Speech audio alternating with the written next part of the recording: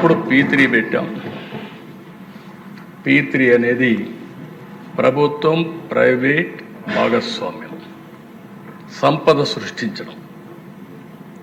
ఈ సంపద వల్ల ఉపాధి, ఆదాయాన్ని పెంచి ప్రజలకు మెరుగైన వసతులు ఇవ్వడం.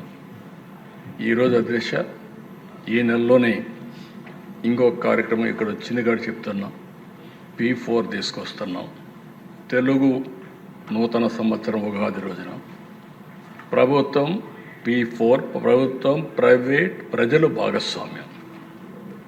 సమాజంలో మనకు 1,70,00,000 కుటుంబాలు ఉన్నాయి.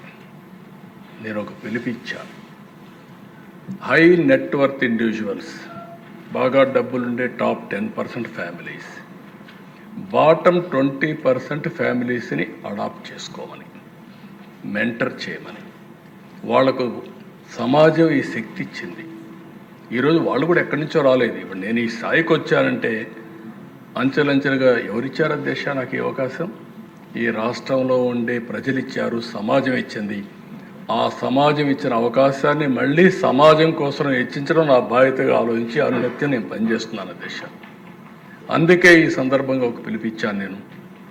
ఎవరైతే సమాజం వల్ల పైకొచ్చిన వ్యక్తులు, మనతో సమానంగా పుట్టిన వ్యక్తులు మన ఊర్లో ఇంకా పేదరికంలో ఉన్నారు, 3 పూట్ల తిండి లేని పరిస్థితిలో ఉన్నారు, సరైన నీళ్లు లేని పరిస్థితి. వాళ్ళు మనుషులే, కానీ మనకు అవకాశాలు వచ్చాయి, మనం చేయగలిగే వాళ్ళు చేయలేకపోతున్నారు.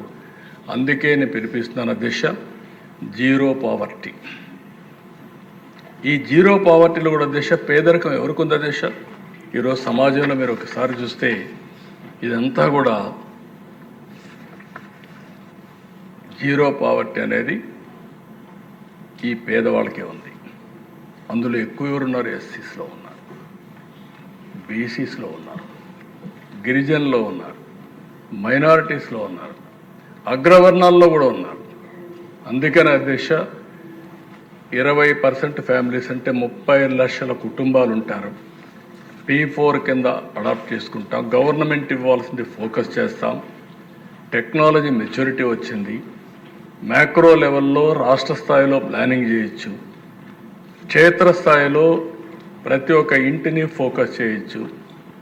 అది వాళ్ళు అడాప్ట్ చేసుకున్న వ్యక్తులు కూడా పెట్టి మెంటరింగ్, వాళ్ళు చేయాల్సింది వాళ్ళకు ఆర్థిక సహాయం, టైమ్లీ హెల్ప్, ఒక short term, medium term, long term goals పెట్టుకొని వీళ్ళు కానీ మానిటర్ చేయగలిగితే ఇది అసాధ్యం కాదు.